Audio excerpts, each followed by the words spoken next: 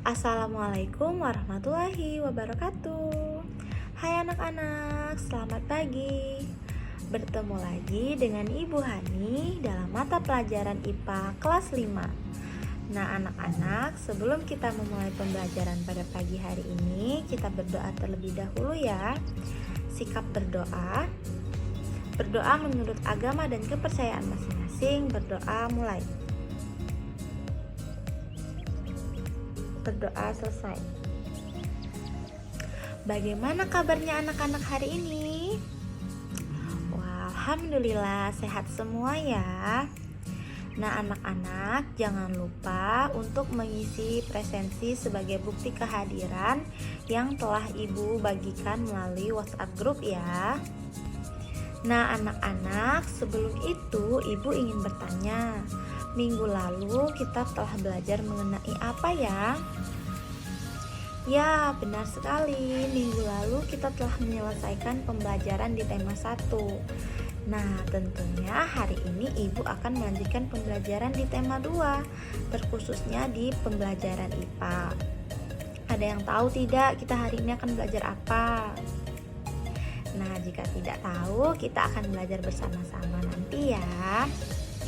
Oh iya anak-anak, perlu anak-anak ketahui karena kita masih belajar secara daring. Ibu harap anak-anak tetap menjaga kesehatan. Kalau keluar rumah jangan lupa pakai masker dan tetap rajin berolahraga supaya tubuh kita sehat dan fit. Oke anak-anak? Nah anak-anak, hari ini kita akan belajar mengenai organ pernapasan pada hewan. Nah, Ibu harap anak-anak nanti dapat mengetahui bagaimana sih organ pernapasan pada hewan. Lalu anak-anak dapat menyebutkan apa saja organ pernapasan pada hewan yang akan kita bahas. Nah anak-anak, hari ini kita akan belajar mengenai organ pernapasan pada hewan. Nah, sudah disiapkan alat tulis dan bukunya? Good job. Nah, Ibu ingin bertanya, ada yang tahu apa itu pernapasan hewan? Nah, pernapasan hewan adalah proses alamiah yang dilakukan oleh hewan untuk menghirup oksigen, di mana oksigen dibutuhkan oleh hewan untuk mengubah beberapa zat di dalam tubuh menjadi energi. Nah, hari ini kita akan belajar mengenai organ-organ pernapasan pada beberapa hewan. Nah, yang pertama ada alat pernapasan pada burung. Nah, burung itu bernapas menggunakan paru. Saat terbang, burung bernapas menggunakan kantong udara atau disebut juga dengan sendi-sendi udara. Nah, saat terbang, burung hanya mengambil nafas lewat udara yang sudah disimpan dalam sendi-sendi udara. Jadi, pada saat burung beristirahat atau hinggap, nah burung itu menyimpan udaranya di kantong udara tersebut atau sendi-sendi tadi, supaya saat terbang burung dapat mengambil udara dari kantong udara seperti itu. Nah, lalu perhatikan ada beberapa alat pernapasan pada burung. Nah, ini bagian lirik ini itu disebut trakea. Nah, trakea itu merupakan saluran utama pernapasan yang berbentuk pipa yang tersusun dari tulang rawan berbentuk cincin yang diselimuti oleh otot kolom. Yang kedua siring. Nah, ini siring. Nah, siring itu berfungsi untuk menimbulkan suara. Lalu yang ketiga ini ada paru-paru. Nah, paru-paru itu berfungsi untuk pertukaran gas antara karbon dioksida dalam darah dan oksigen dari udara. Lalu ini ada kantong udara anterior. Nah, kantong udara anterior ini berfungsi untuk membantu mempertahankan suhu burung dengan cara mencegah hilangnya panas badan secara berlebihan. Lalu ini yang terakhir, ini ada yang dibentuk ini. Nah, disebut kantong udara posterior. Nah, kantong udara posterior ini berfungsi untuk menahan udara keluar, yaitu burung terbang. Lalu yang kedua ada alat pernapasan pada belalang. Nah, belalang merupakan serangga yang bernapas dengan trakea. Nah, trakea itu. Nah, tempat keluar masuknya udara pada tubuh serangga disebut spirakel atau stigma. Kita bahas bersama ya anak-anak. Nah, berikut ada gambar mengenai organ pernapasan pada serangga, yaitu belalang. Nah, ini trakea. Nah, ini trakea itu di sini. Nah, trakea adalah tempat mengalirnya udara yang masuk, yaitu oksigen, dan tempat mengeluarkannya karbon dioksida. Lalu trakeola. Ini trakeola ini.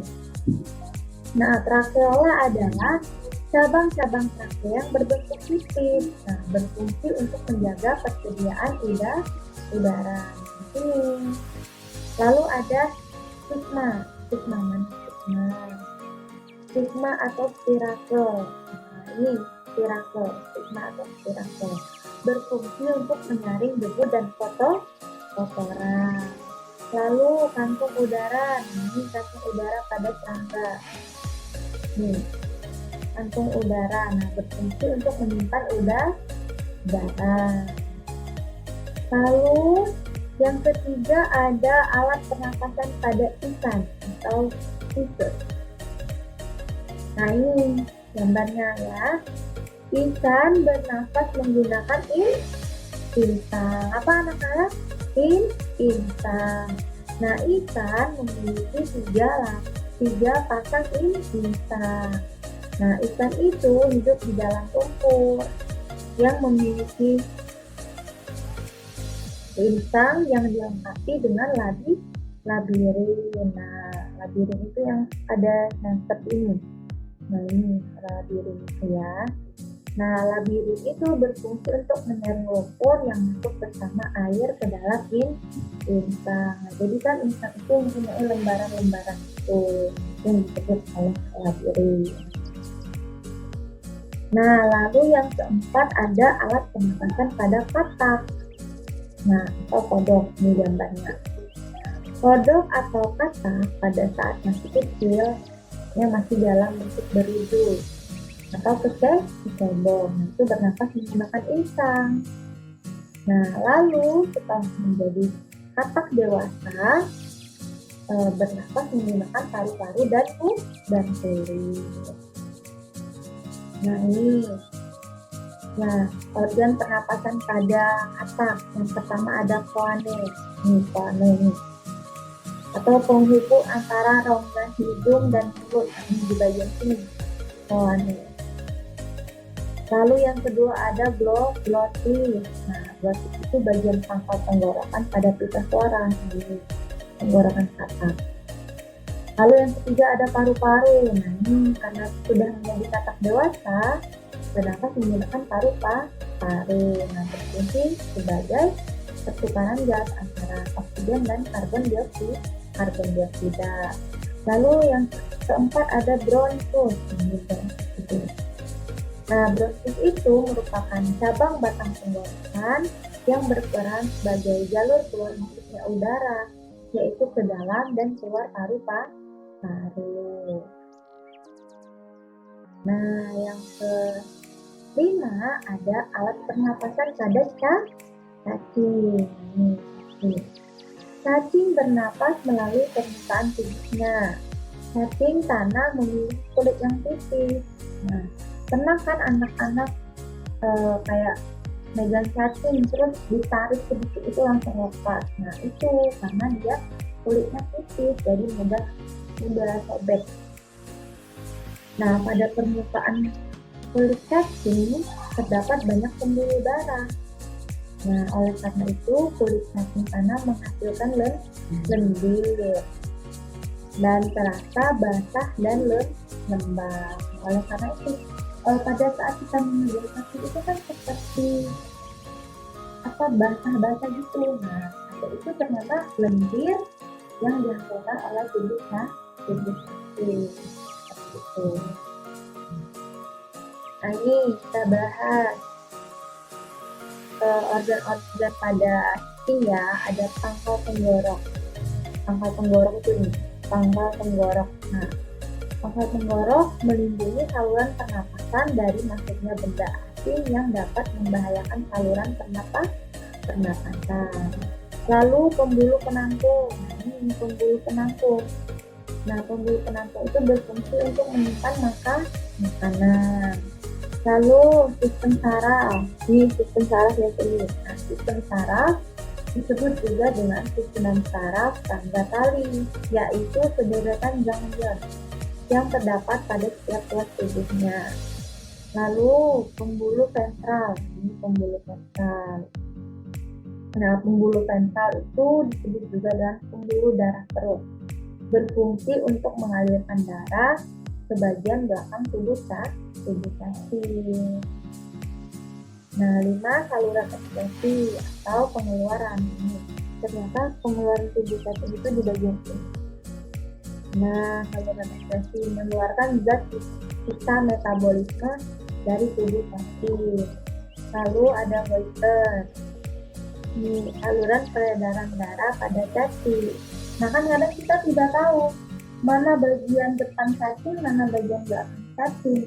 Nah, kita lihat saja bagian depan cacing sedikit lebih lebar daripada bagian belakang atau ekornya.